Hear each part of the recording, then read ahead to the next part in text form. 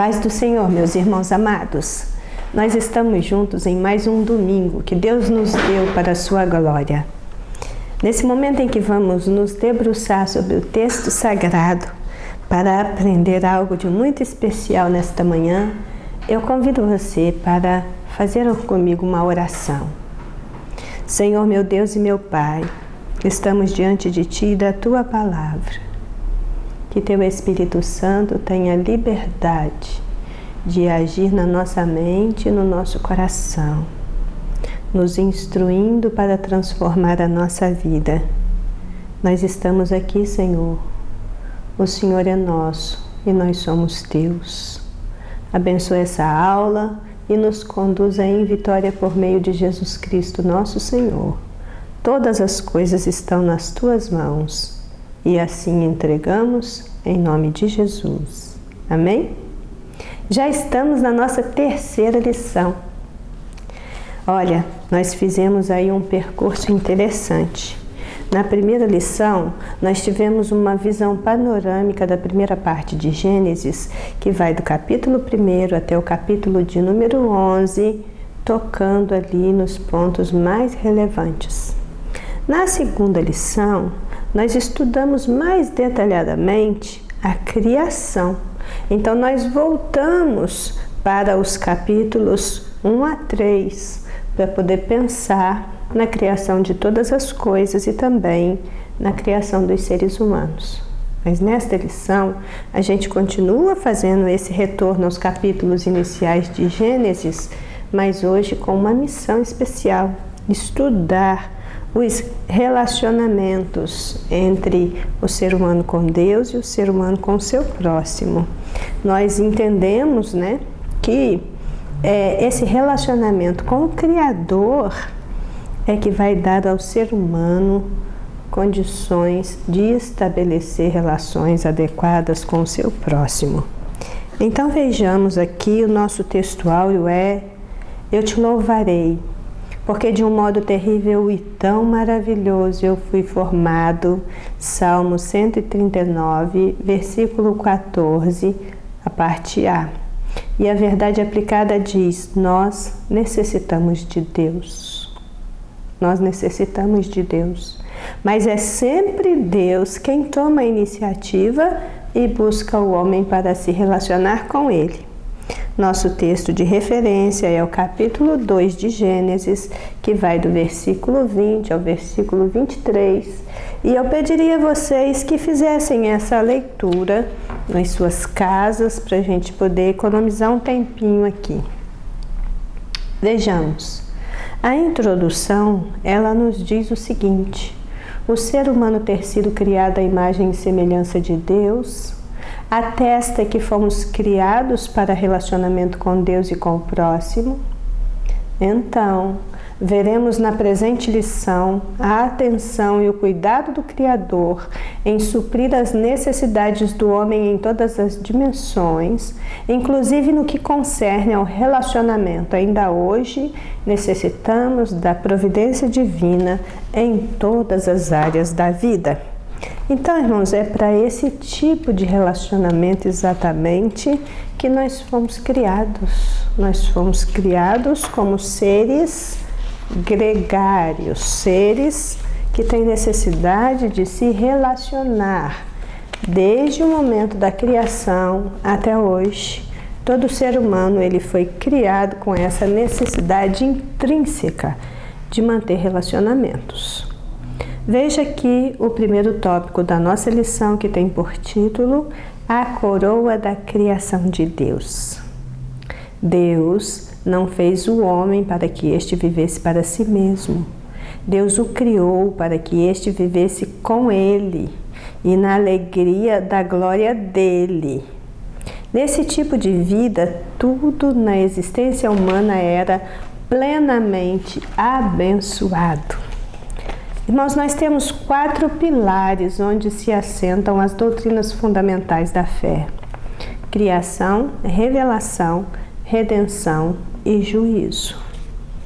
E na doutrina da criação nós aprendemos que o ser humano foi criado, imagem e semelhança de Deus. algo que a gente vai esmiuçar um pouco mais para frente. A Bíblia deixa claro que somente o ser humano tem entendimento, tem lucidez, tem capacidade cognitiva estendida. No princípio, em Gênesis 2 e Gênesis 3, temos Deus se comunicando com os humanos de uma maneira que jamais ele fez com os animais. Deus estipulou regras, Deus se revelou, Deus espera que as pessoas procedam de acordo com a orientação divina. E como o ser humano foi trazido à existência de um modo distinto, é esperado que ele haja também de acordo com essa distintividade, com essa diferença.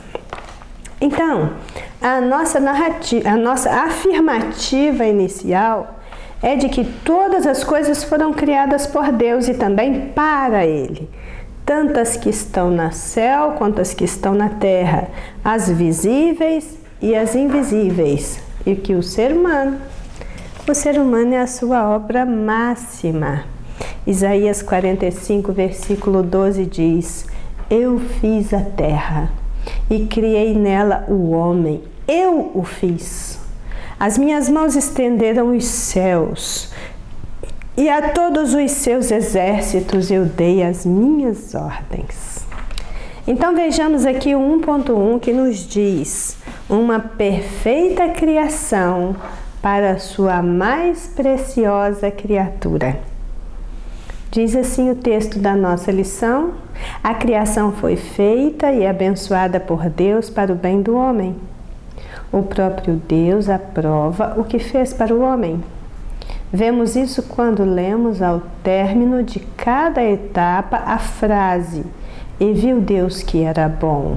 Ou seja, na forma sábia, bela e proposital, como tudo foi feito, Deus queria o melhor para o homem e fez tudo para o nosso bem e para a sua glória. Mesmo após a queda, não podemos desprezar a beleza e sabedoria de Deus percebida em toda a sua criação. Johannes Kepler, que viveu de 1571 a 1630, ele disse: o mundo da natureza, o mundo do homem, o mundo de Deus, todos eles se encaixam. Mas além de se encaixarem perfeitamente, a beleza e a sabedoria de Deus se manifesta em toda a sua criação. A diferença do ser humano para os demais seres criados reside nessa sua feitura especial. Tanto que é dado ao homem e à mulher o título de obra-prima da criação. A magnitude do Deus Criador se expressa em sua obra máxima, que é o ser humano. O subsídio para o professor complementa com uma citação do comentário bíblico Moody sobre o livro de Gênesis, onde se lê: quando o Criador olhou para o produto da sua vontade, encontrou-o perfeitamente completo e admirável, e ficou satisfeito. Essa declaração foi feita 7 vezes. Cada um dos atos criativos de Deus era perfeito, completo, agradável e satisfatório. O autor Heber Carlos de Campos escreveu que todas as coisas que há no mundo demonstram o poder majestoso de Deus, que o mundo é o teatro da glória divina. Todas as coisas do universo manifestam a glória de Deus. Todavia, a grandeza e o poder de Deus vê-se de maneira extraordinária no modo e no resultado da criação, principalmente na criação do ser humano. Observe o que está escrito em Jeremias 32:17. Ah, Senhor Deus, eis que tu fizeste os céus e a terra com teu grande poder e com teu braço estendido. Não há nada que te seja demasiadamente difícil. E aí, como profeta Jeremias e na qualidade de servos do Deus Altíssimo, nós precisamos ter essa mesma percepção.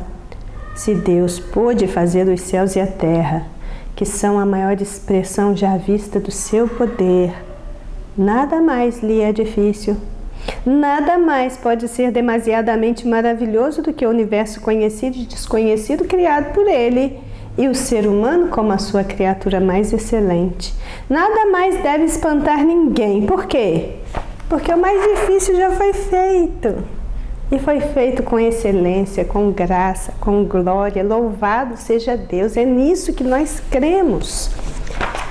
Vejamos que a nossa afirmativa convicta e irredutível é: Deus é a causa primeira, ainda que não tenha tido um princípio.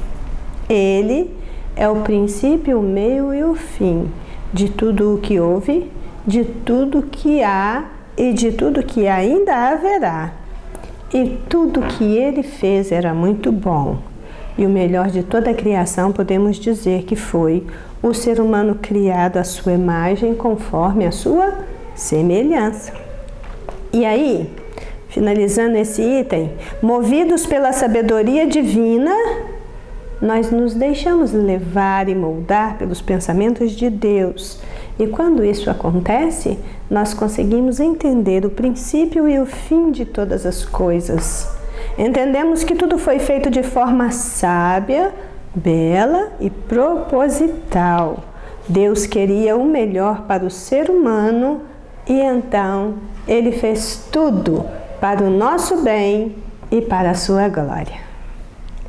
Aí a gente prossegue no item 1.2, enfocando mais essa questão da origem humana como imagem e semelhança de Deus. E o título do item 1.2 é Honra e Dignidade na Imagem e Semelhança Divina. E diz assim o texto da nossa lição: ser portador da imagem de Deus é o maior prestígio que o ser humano pode ter.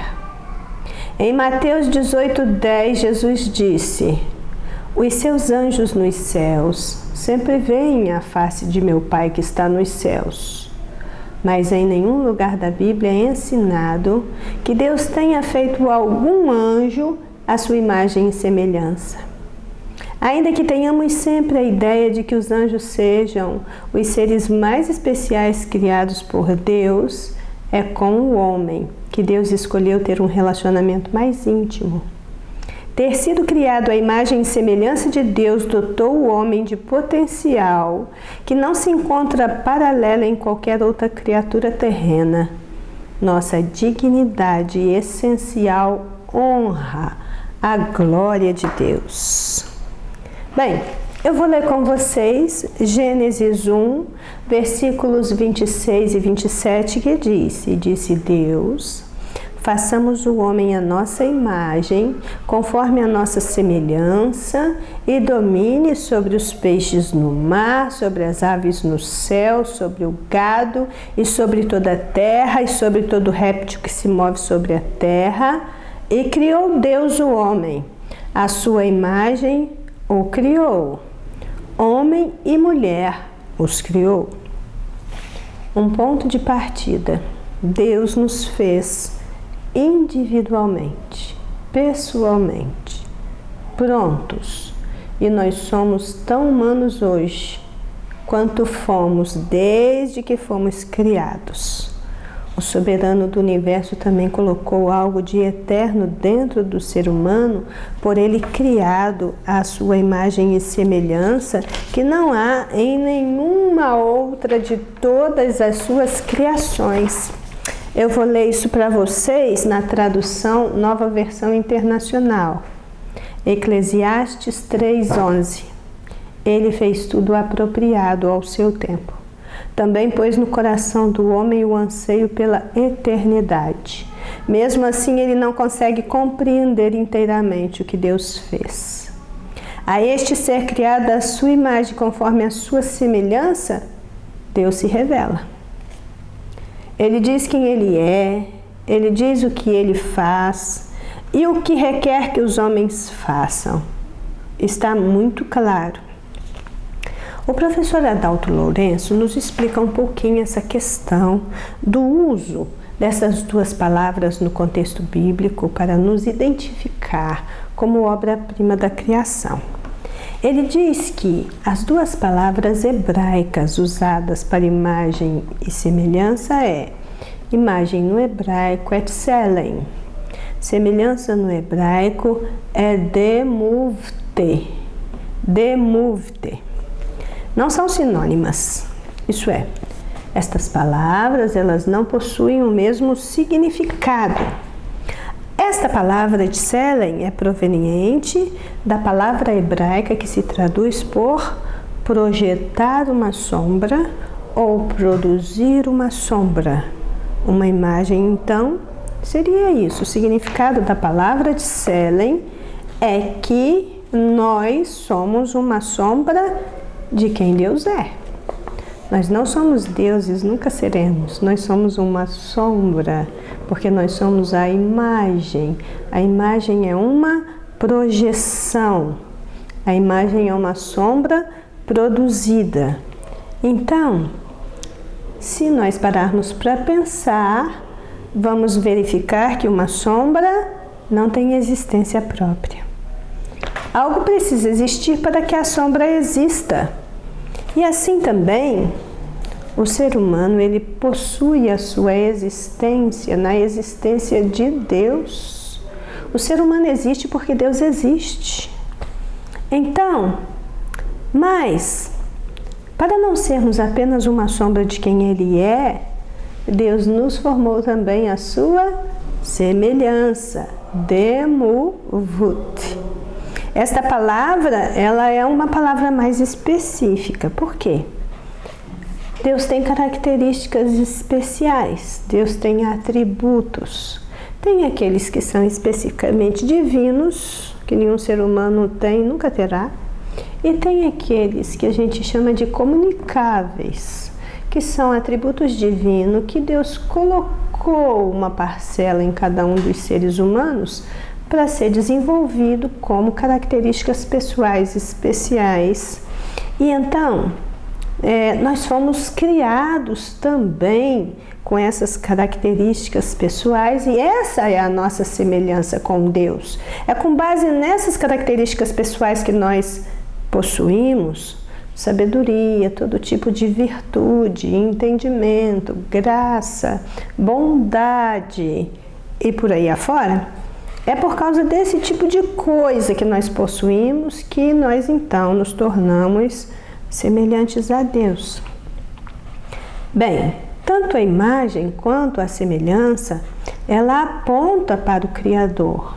Mas se nós fôssemos apenas imagem, somente uma sombra de Deus, nós seríamos privados da liberdade de escolha e da liberdade de ação. Mas como Ele também nos fez a sua semelhança, então Ele nos capacitou.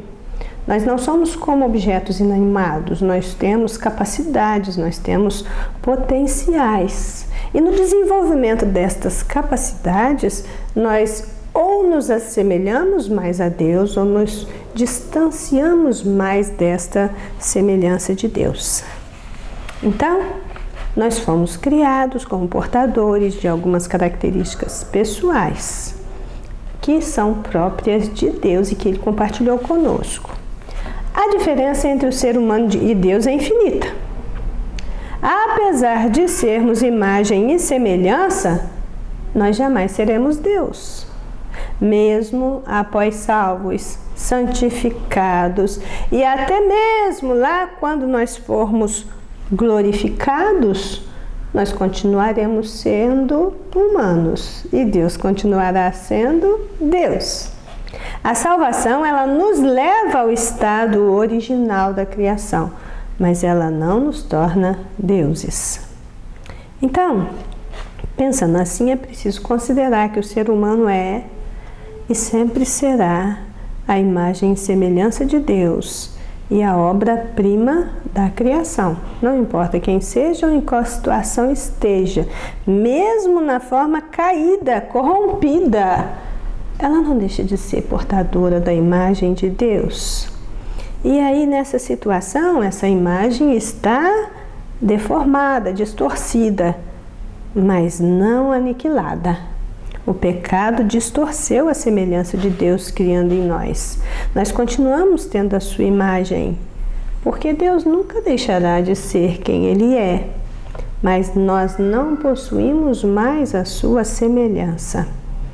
Nós olhamos para o ser humano e vemos apenas uma semelhança distorcida da pessoa de Deus. Por isso, à medida que a gente vai conhecendo mais e mais sobre a pessoa de Deus, nós passamos também a conhecer um pouco mais sobre nós mesmos, quem somos, e nós passamos a entender quão desastrosa foi a nossa queda no pecado, o qual extinguiu quase que completamente a semelhança de Deus que foi colocada em nós. Porém, nós ainda temos esta possibilidade de encontrar a Cristo, receber uma nova natureza e sermos transformados de glória em glória para que nos tornemos cada vez mais semelhantes a Ele. Esse ser humano criado à imagem conforme a semelhança de Deus é um ser racional. A queda, ela atingiu em cheio a razão humana e então o ser humano se tornou inimigo de Deus. A queda, ela deformou a nossa imago Dei, a imagem de Deus em nós. Esse escape da condição de perdido, alienado de Deus e com o seu raciocínio pervertido, vem através da redenção que foi efetuada por Jesus Cristo. A pessoa regenerada, a pessoa que nasceu de novo, em quem habita o Espírito Santo, ela agora tem condições de ter discernimento espiritual, ter a mente de Cristo, pensar com clareza, entender com coerência, raciocinar com lógica. E nesse sentido ela vai então se transformando cada vez mais para se tornar a imagem e semelhança de Deus. 1.3, ele fala da bênção que é podermos reproduzir essa imagem de Deus, termos sido alcançados por Cristo, nos tornado a habitação do Espírito Santo e agora então nós podemos reproduzir novamente a imagem de Deus. Diz assim o texto da lição, Gênesis 1:28 diz: E Deus os abençoou, e Deus lhes disse: frutificai e multiplicai-vos. A fertilidade e capacidade de se multiplicar foi um ato abençoador e glorioso de Deus. Deus é o único Criador. O verbo hebraico bará, que significa criar algo do nada, só pode ser atribuído a Deus. Ninguém, exceto Deus, pode criar algo do nada. Mas, conquanto Deus seja o Criador, abençoou o homem para que ele fosse um procriador da mesma espécie de criatura à imagem de Deus. Os animais não podem procriar criaturas à imagem de Deus. Os anjos também não, mas os homens sim. Então vejamos aqui que a descrição da criação do ser humano nos capítulos 1 e 2 de Gênesis enumera os desígnios de Deus para a sua obra suprema. Nós entendemos pela palavra que a capacidade de frutificar é inata ao ser humano, ele já vem com a semente dentro de si. E quando essa é lançada, utilizada adequadamente ao fim para o qual ela foi criada, produzirá fruto. A palavra está no modo imperativo, indicando uma ordem: frutificai. Nós já fomos abençoados para ser frutíferos. A multiplicação é só uma consequência da bênção da frutificação ou da reprodução. A frutificação de Gênesis 1:8, ela comporta muito mais do que a geração de seres da mesma espécie. Quando nós lemos esse frutificai aqui, está também num sentido espiritual, moral, ético, psicológico. Então tem muito mais coisas por trás de uma palavra.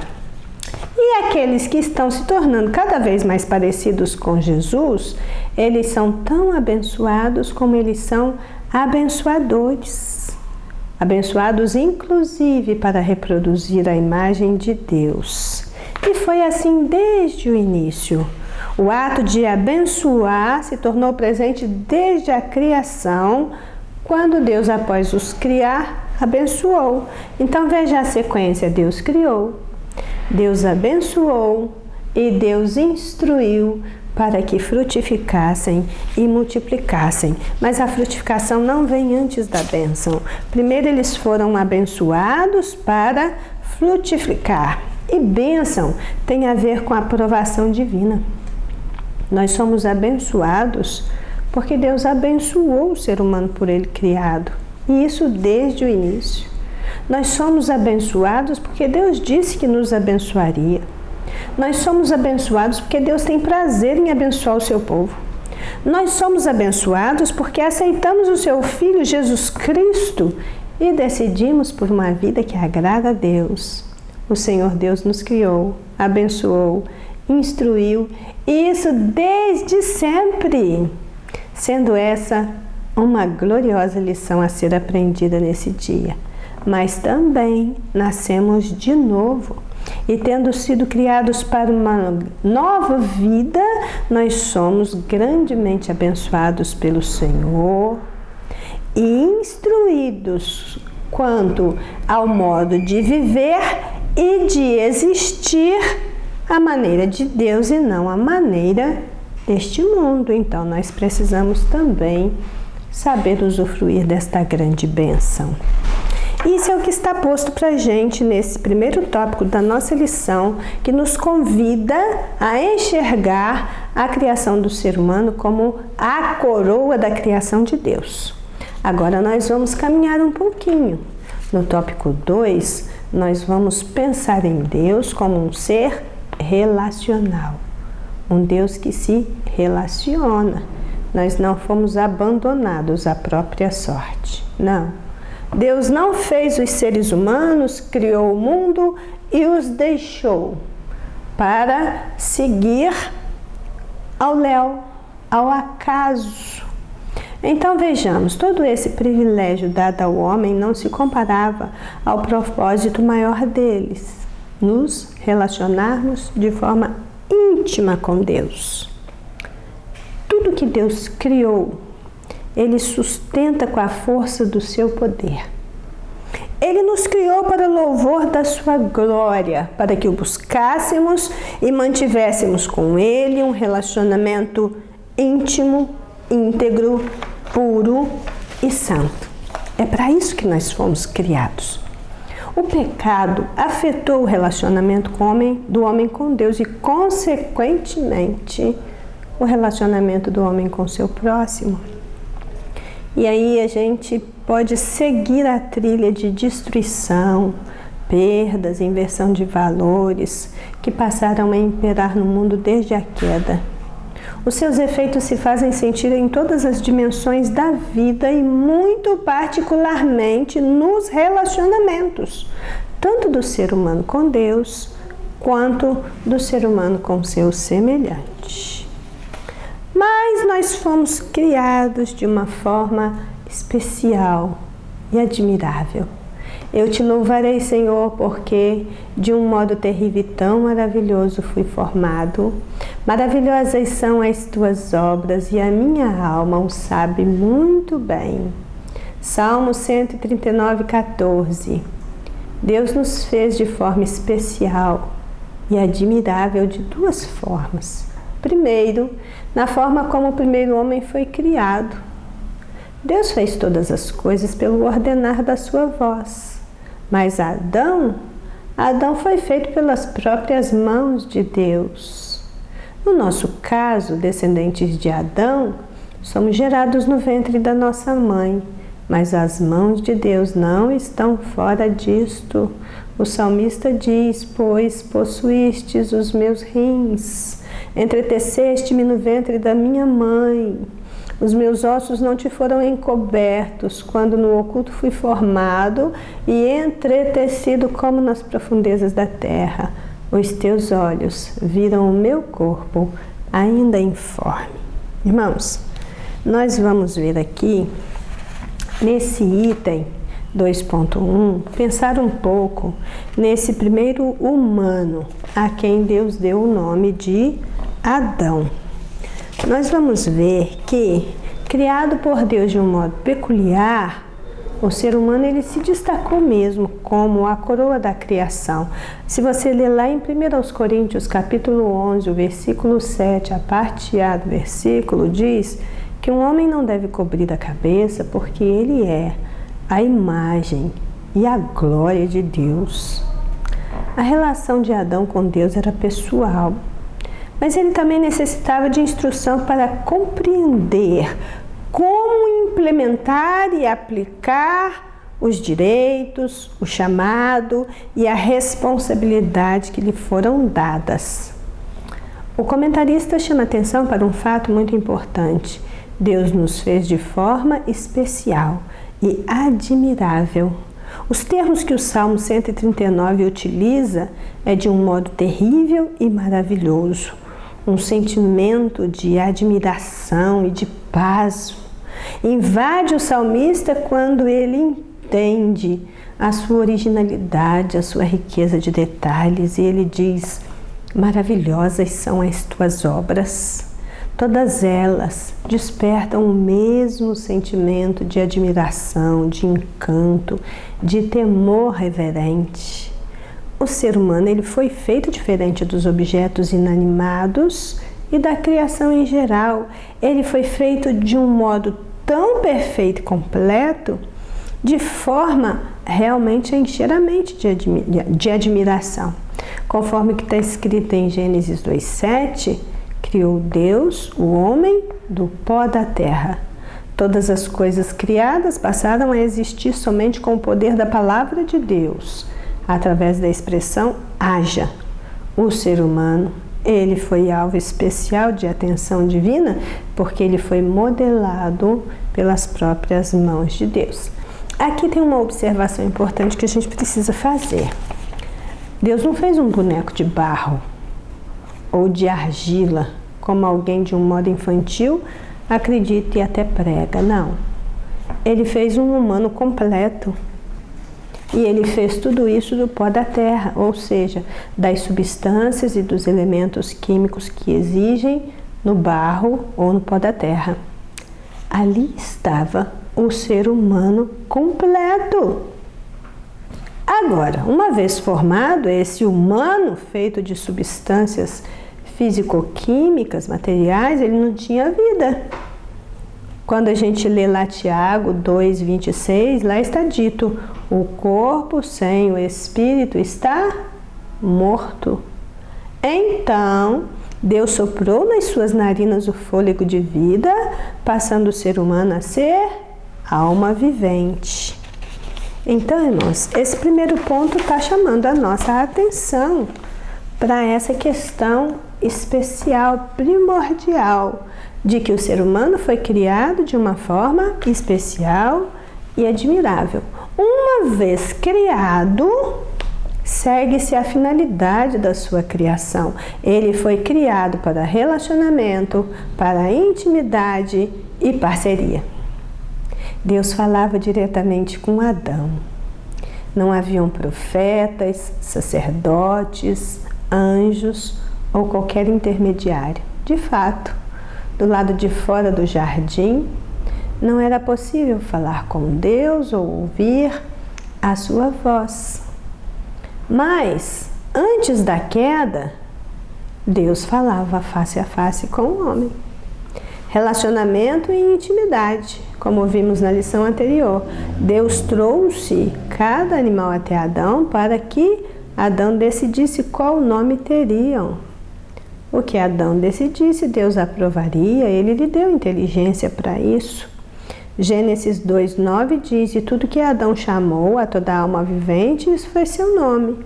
Veja que parceria maravilhosa! Deus nos fez para termos relacionamento com Ele. Esse ser criado, conforme a espécie de Deus, também conversa com Deus.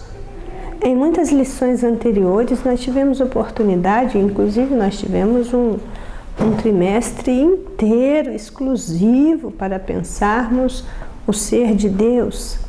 Mas, quando chega nesse ponto, a gente é levado para lições anteriores, onde a gente já falou isso de diferentes formas, porque esse ser humano conversa com Deus na viração do dia, diz a palavra, no final do dia, no pôr do sol. E eles conversavam face a face em um relacionamento íntimo, pessoal, grandioso.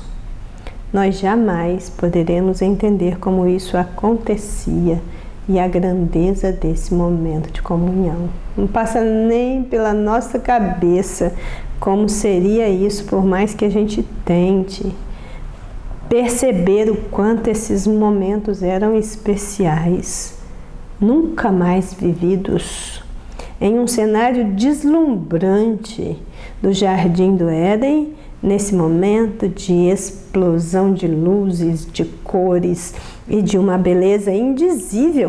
Se a gente já se encanta com tanta beleza na viração do dia no nosso mundo caído, imagine naquele jardim.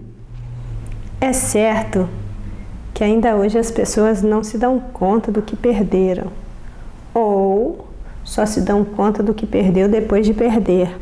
Mas essa, sem dúvida, é a maior de todas as perdas do ser humano depois da sua criação.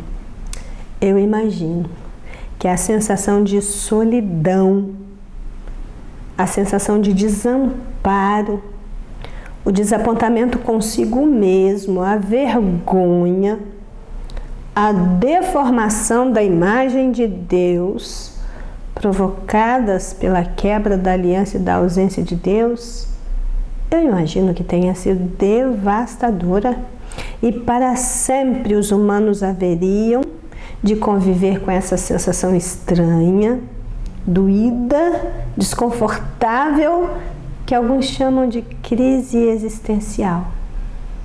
Quando nós olhamos para crises, as muitas crises da nossa existência, e entendemos que cada ser humano carrega dentro de si um vazio do tamanho de Deus, nós chamamos isso de saudade da viração do dia. Ao ser criado, homem e mulher foram vestidos de glória, diz a palavra, mas com a queda eles encontraram-se nus. E a vestimenta de glória dos seres humanos foi perdida por causa da desobediência. Quando eles se acharam nus, eles apressaram em se cobrir como puderam, mas toda e qualquer vestimenta era imprópria, inadequada em todos os sentidos.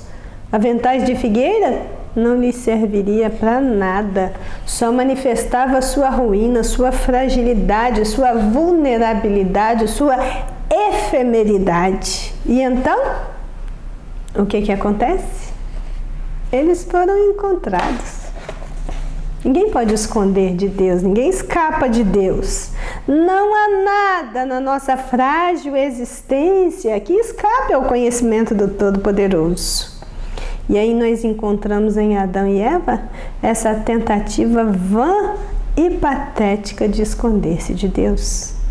Quando pecaram, a comunhão que tinham com o Senhor foi interrompida.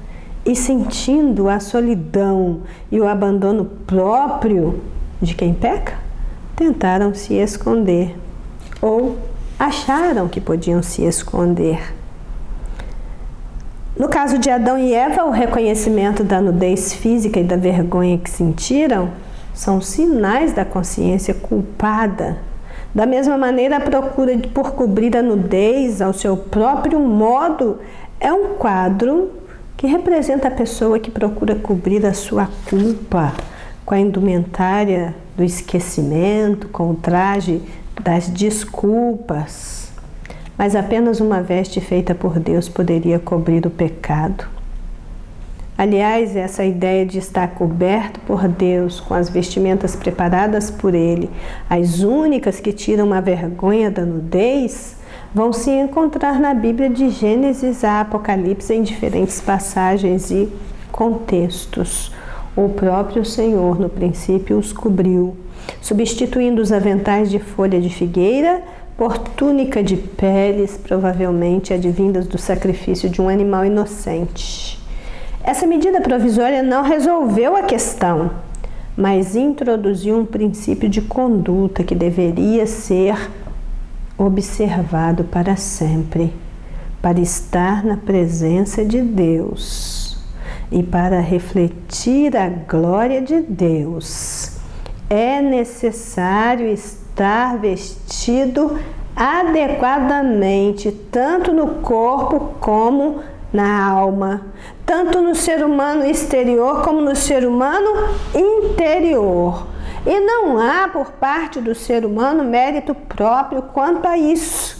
Aquele que nos fez para a glória dele há de nos ajudar a conformar a nossa conduta com o seu propósito, fazendo o que pode fazer em termos de adotar um estímulo. Nós fazemos, né? O que se pode fazer em termos de adotar um estilo de vida santo e exemplar, nos purificar, abster das práticas reprováveis, fugir da idolatria, mas apenas Deus nos dá condição de fazer isso de forma excelente. Toda essa decadência se espalhou rapidamente pela alma humana, provocando mais e mais dor e sofrimento. Mas quando Deus decretou o juízo, Ele já tem a solução. E aí nós vemos na passagem de Gênesis 3, 14 e 15, quando o Senhor diz à serpente: porquanto fizeste isso, maldita serás, mais do que toda a fera, mais do que todos os animais do campo, sobre o teu ventre andarás, e pó comerás todos os dias da tua vida, e eu porei inimizade entre ti e a mulher, entre a tua semente e a sua semente, esta lhe ferirá a cabeça e tu lhe ferirá o calcanhar. Irmãos, o que nós temos aqui é uma metáfora, né? O calcanhar ferido de Cristo é uma metáfora. Aqui é uma referência, é um versículo messiânico. Da semente da mulher vai nascer aquele que vai esmagar a tua cabeça. Você vai ferir o calcanhar dele. E isso nos fala da dor, do sofrimento, da provação extrema e até da morte do nosso Senhor Jesus Cristo. Mas quando ele ressurge glorioso daquela sepultura, ele se levanta ali, esmagando a cabeça da serpente. O evangelho da graça estava se consumando ali naquele momento. O certo é que a comunicação de Deus nunca foi interrompida de modo algum. E o afastamento brusco depois da queda é minimizado com essa revelação escrita, uma revelação pessoal de como Cristo, o nosso Senhor e Salvador, haveria de vir a este mundo. E com isso ele confrontaria diretamente esses efeitos mais grotescos da queda do homem. Amém? Então, agora aqui no 2.3, nós temos um item bem especial. É um item que vai falar para a gente da criação da mulher. E tem esse título, Alguém do Lado. Como se não bastasse estar em um paraíso, tendo com Deus um relacionamento que nem conseguimos imaginar, Adão ainda recebe de Deus alguém que lhe corresponda de uma forma exclusiva. Adão recebe de Deus alguém que lhe corresponda de uma forma exclusiva.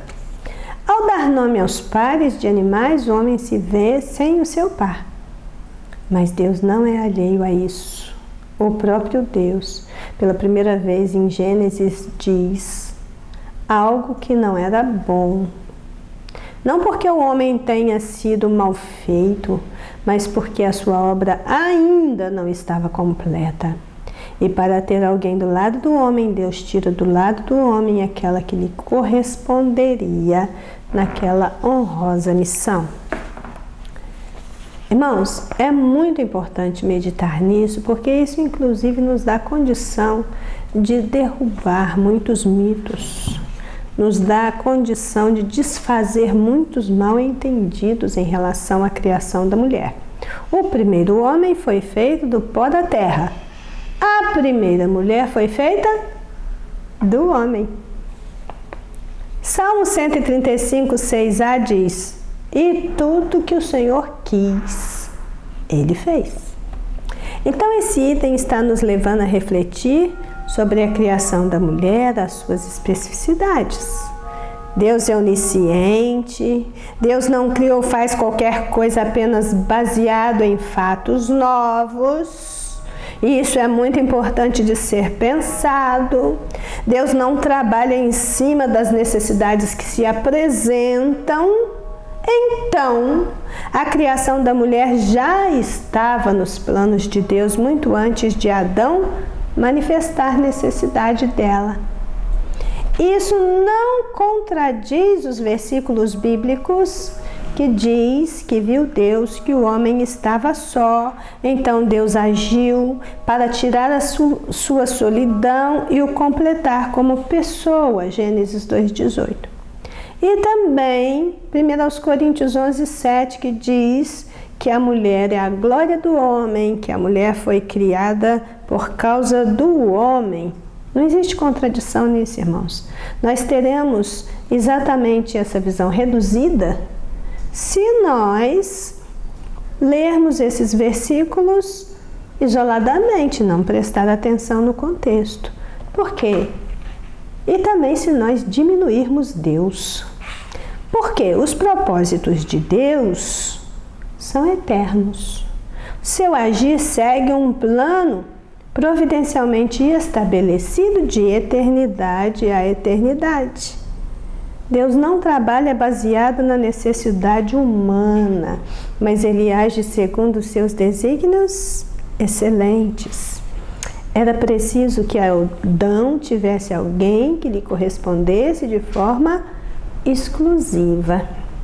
Como o tempo é pouco, a gente fala rapidamente aqui, mas sabendo que há muito mais do que isso por trás da nossa fala, né? Dos 12 pares de costela que se curvam em torno do tórax, a partir da parte posterior às costas, uma foi retirada e dela a mulher foi formada. Dizer que a mulher foi formada do homem em nosso tempo é uma blasfêmia para a sociedade. E ela não está disposta a perdoar quem pensa dessa forma. E as explicações disso à luz das Escrituras provocam cada vez mais revolta e indignação. Então, quem está disposto hoje a manter-se fiel ao texto sagrado, mesmo quando ele diz algo que o mundo inteiro está dizendo o contrário? As pessoas tentam até minimizar o texto sagrado dizendo que ele não diz. Bem, não é bem assim, não é bem dessa forma. Mas, irmãos, as costelas do ser humano, juntamente com um osso aqui do peito chamado de externo e a coluna vertebral, elas formam a caixa torácica, que é aquela parte do esqueleto que envolve o tórax. A função principal da caixa torácica humana é proteger os pulmões e proteger o coração, que são 2 dos 3 órgãos mais importantes do corpo humano. O terceiro deles seria o cérebro. E justamente por esse motivo é que essa caixa torácica oferece uma proteção adicional que a maioria dos nossos órgãos no nosso corpo não possui. Deus viu a necessidade do homem e de uma parte dele, uma bem próxima do seu coração. E não somente isso, ela não está apenas próxima do seu coração, mas ela existe para a proteção do seu coração. Dessa parte, ele fez a mulher como uma auxiliadora idônea, uma auxiliadora capaz. E no relacionamento entre homem e mulher, segundo Deus, não há melhor, não há pior, não há maior, não há menor.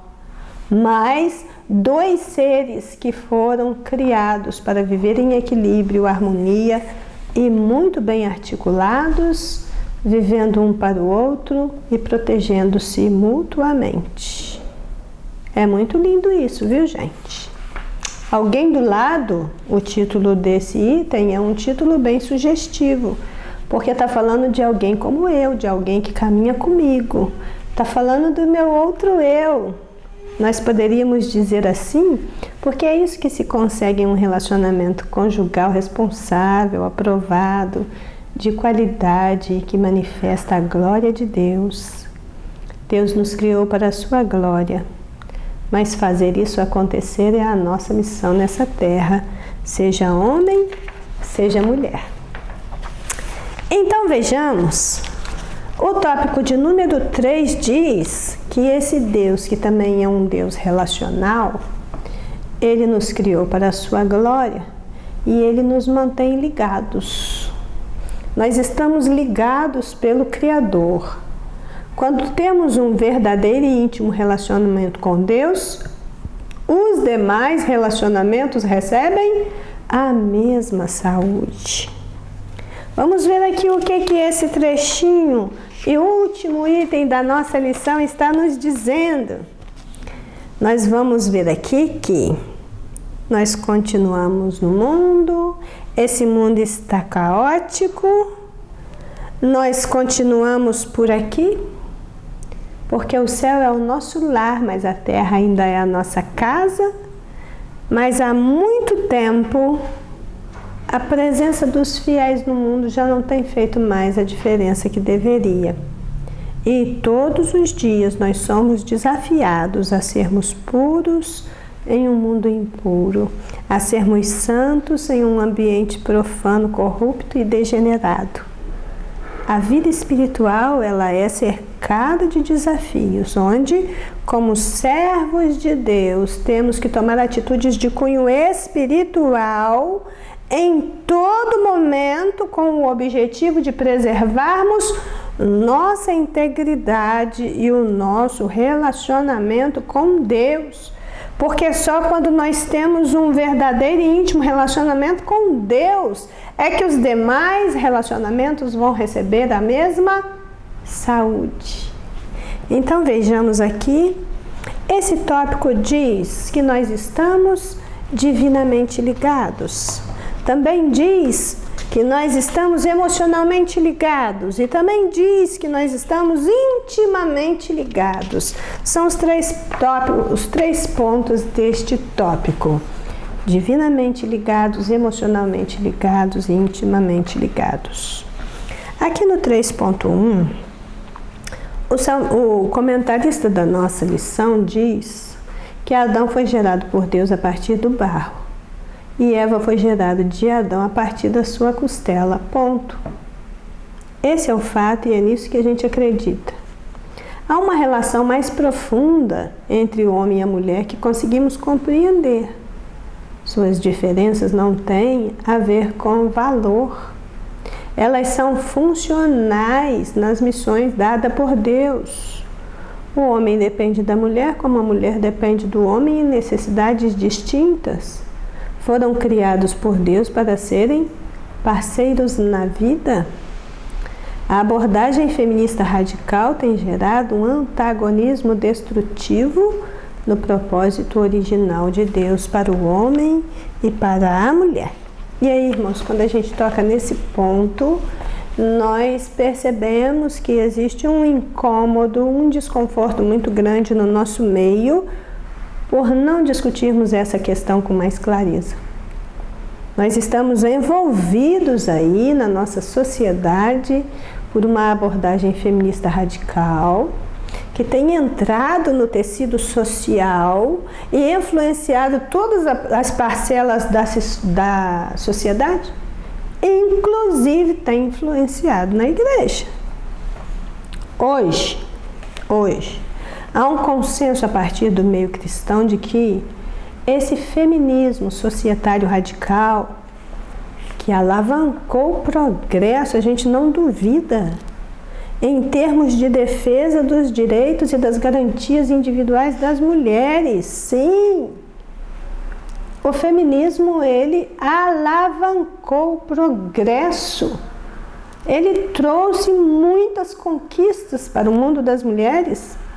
Ele provocou mudanças profundas em todas as dimensões da existência humana na atualidade, colaborando para o bem, para a promoção da mulher a um patamar digno, mas também ele impetrou um modo de ser e de existir que emprega meios escuros para reproduzir um estilo de vida falacioso ou mentiroso, com um tremendo impacto no cotidiano e muitas consequências desastrosas. A gente precisa pensar nos dois lados da moeda e precisamos analisar a nossa condição como mulher e serva de Deus, pensando em como ser feminista em um mundo, como ser feminina em um mundo feminista. E esse é o grande desafio das mulheres cristãs dessa geração. As expectativas da cultura moderna sobre a mulher são avassaladoras, cada vez mais exigentes. As mulheres são colocadas contra a parede e seu estilo de vida ele é ditado pela sociedade, não tem direito nem de pensar por si. E o seu impacto nas igrejas, isso vai se fazer sentir em maior ou menor grau, dependendo de diversos fatores. O meio onde essa igreja encontra-se inserida. Irmãos, tem muita mulher de igreja mesmo levantando a bandeira feminista. E enquanto se envolve com trabalhos de mulheres cada vez maiores e mais sofisticados, essa questão vai ganhando mais visibilidade. Mas há dois pratos nesta balança. Pender para um extremo ou para o outro pode mascarar o quadro mental que nós fazemos da questão. Extremismo nunca foi algo saudável, porém, a ética cristã exige o absoluto entre crença e conduta. Não há como cochear entre dois pensamentos. Eu fiz aqui a citação de uma obra de uma deputada chamada Anna Campagnolo, que despertou muitas críticas, inclusive a oposição de muitos estratos da sociedade, mas já na orelha do livro dela, ela chama a atenção para aquilo que, na realidade, é o que se entende por feminismo hoje. Ela fez isso com base em uma ampla pesquisa bibliográfica, valendo-se das suas experiências pessoais, vividas no contexto de uma universidade, e ela coloca aqui na sua obra o que ela entende por feminismo radical, que foi o termo utilizado pelo pastor Abner aqui na sua lição, quando diz que a abordagem feminista radical tem gerado um antagonismo destrutivo no propósito original de Deus para o homem e a mulher. Ela diz o seguinte: eu quero convencer o meu leitor de uma verdade apenas. O feminismo é um movimento político que contribui para o desentendimento e a crescente amargura entre os sexos. Acelera a desagregação familiar, induz a eterna insatisfação e a libertinagem sexual, valendo-se para isso de discursos sofistas, pesquisas fajutas, manchetes tendenciosas, geralmente às custas do dinheiro de contribuintes alheios ou contrários a tais objetivos. Irmãos, é certo que nós não precisamos de ideologias para viver. Então não se trata de ser feminista ou antifeminista, machista ou antimachista. Trata-se antes de descobrir como se vive sem as amarras do mundo moderno, abraçando a cosmovisão cristã ou uma visão cristã de mundo e dirigindo todo o nosso processo de vida à luz da palavra de Deus. E aí, a gente vai ver de um lado os frutos do feminismo radical que estão por toda parte, não há nenhum setor da sociedade onde ele não é sentido, inclusive mais e mais leis vão sendo criadas no dia a dia para garantir a sua subsistência. Todavia, o impacto maior do feminismo se manifesta principalmente na liberdade sexual irrestrita, na promoção do movimento LGBTQ+, e no incentivo desmedido ao aborto. Isso ninguém pode contestar. Isso é o que mais temos colhido na atualidade em termos de progresso feminista. E ele está tão entranhado no tecido social que hoje os seus aderentes partiram para um ataque direto à visão judaico-cristã de mundo, que estão exaradas nos princípios bíblicos, e desde então tem se tornado comum as manifestações públicas, enxovalhando o nome de Jesus, afrontando a Bíblia e vilipendiando os símbolos religiosos. Então seguimos. 3.2, emocionalmente ligados, e já estamos aí encaminhando para a conclusão desta aula. Super especial para mim. Eu amei trabalhar esse tema. Quando lemos Gênesis 2:23, quase podemos ver o sorriso de Adão. Esta é agora osso dos meus ossos, carne da minha carne, expressa ele quando Deus lhe traz a sua nova e mais bela companhia. Na lição anterior nós aprendemos que Deus não tem necessidades emocionais, mas isso não significa que Deus não tem emoções. Aliás, as mais santas emoções que sempre foram compartilhadas com a Trindade. Quando ele criou o homem, ele confere a este ser criado este atributo. O homem é um ser emocional, a capacidade de sentir emoções e compartilhar sentimentos. Além de Eva ser um socorro, que o substantivo hebraico Ezer, no versículo de Gênesis 2:18, ele é traduzido por socorro. Além dela ser um socorro para Adão, ela seria também aquele que corresponderia às suas necessidades emocionais. Então vejamos. A tarefa da Trindade na criação do ser humano nos fornece esse modelo de ação conjunta, que cria algo novo e ao mesmo tempo mostra a importância de cada um no processo criativo. Com isso, nós entendemos que o homem e a mulher que se uniram para esta união, formar algo novo, o que nós temos ali em formação é uma nova família.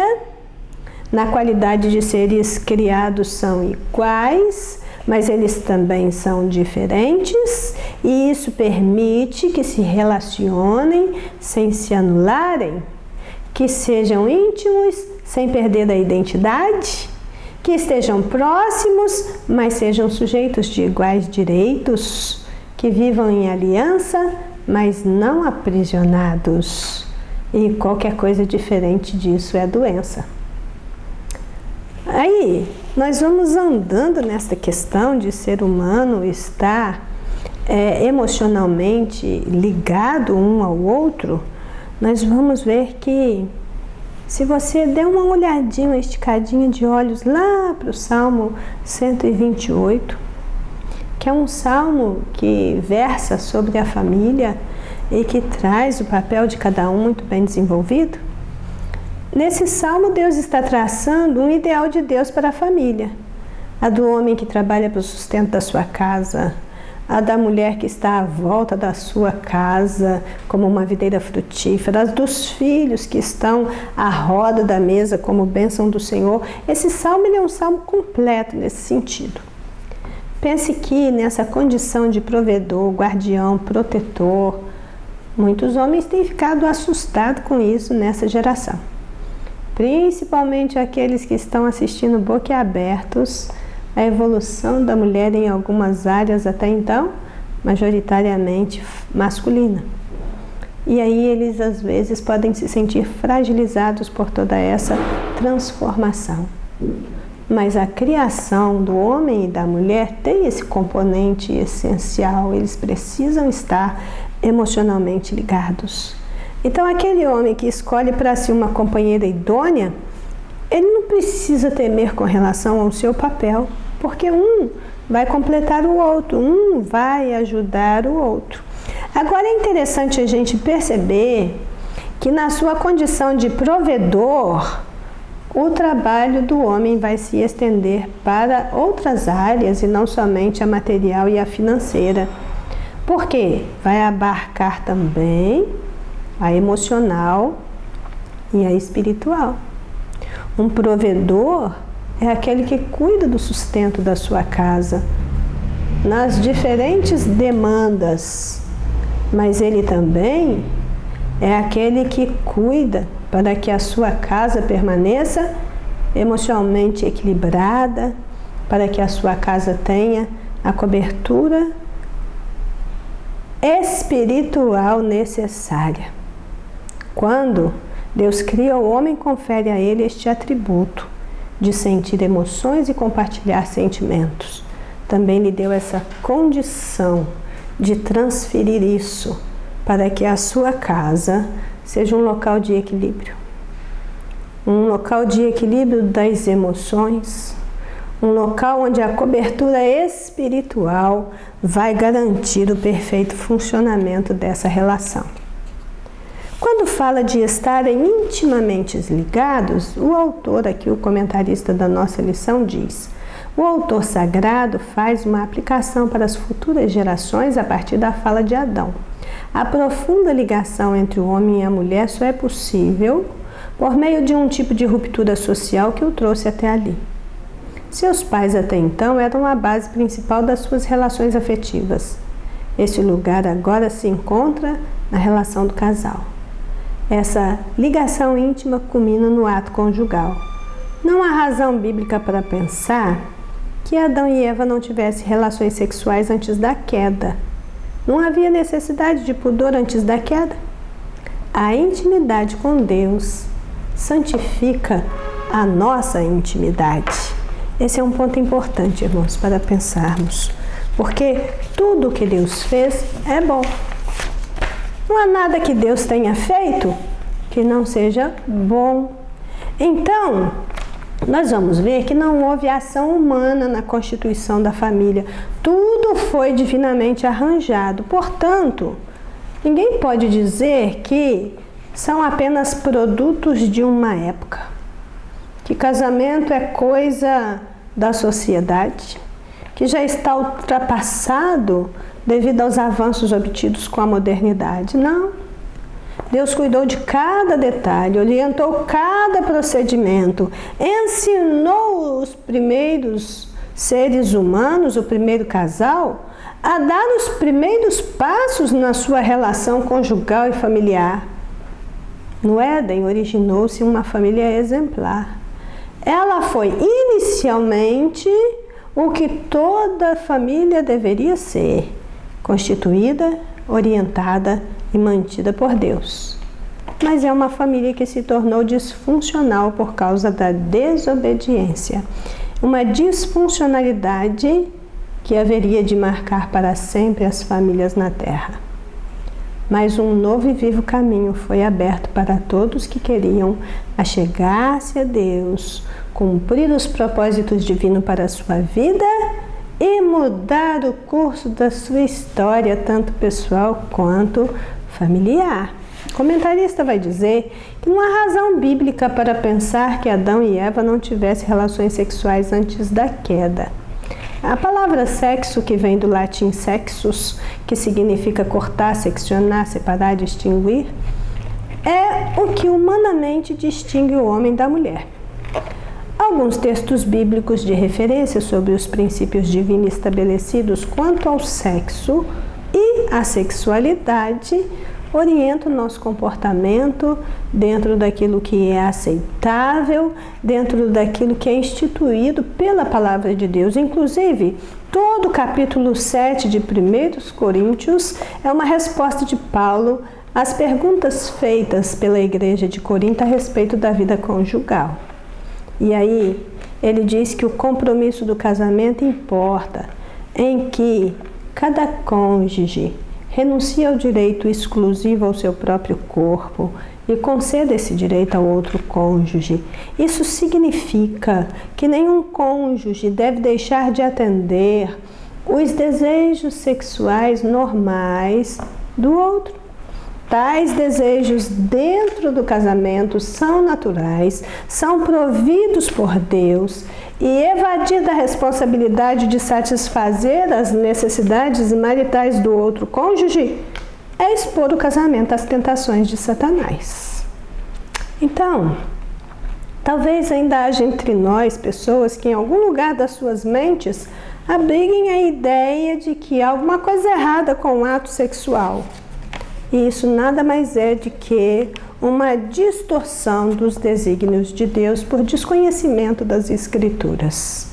Biblicamente, o casamento e a constituição familiar estão vinculados à criação, é uma instituição divina, trata-se de algo estabelecido por Deus desde o princípio como um padrão e um modelo de preservação dos seres humanos de todos os tempos, lugares e culturas, desde a antiguidade até os dias de hoje. E é mais que certo afirmar que a intimidade com Deus santifica a nossa intimidade. A intimidade com Deus santifica a nossa intimidade com o nosso cônjuge e nos coloca na esfera da aprovação divina. E com isso chegamos ao fim de mais uma lição preciosa. Eu aprendi bastante com essa lição. Eu espero que você tenha tirado proveito, e a nossa conclusão diz que o nosso relacionamento com o próximo é determinado pelo nosso relacionamento com Deus. Quando, por causa do pecado, somos alienados de Deus, as demais relações sofrerão danos. Esse assunto dos relacionamentos vai prosseguir ainda na próxima lição, sendo que nessa nós nos concentramos para entender melhor a criação do ser humano, seu relacionamento com Deus, seu relacionamento com o próximo e o relacionamento conjugal, que é o mais íntimo dos relacionamentos, que por seu valor e riqueza também é o retrato do relacionamento de Cristo com a sua igreja. Louvado seja Deus por mais esse tempo precioso passado na presença do Senhor. E aqui estamos agradecidos por mais essa lição, e eu convido você para orar comigo neste momento. Pai Santo, nós te oramos e agradecemos, porque o Senhor ouviu o que nós falamos. O Senhor leu aqui o que foi escrito.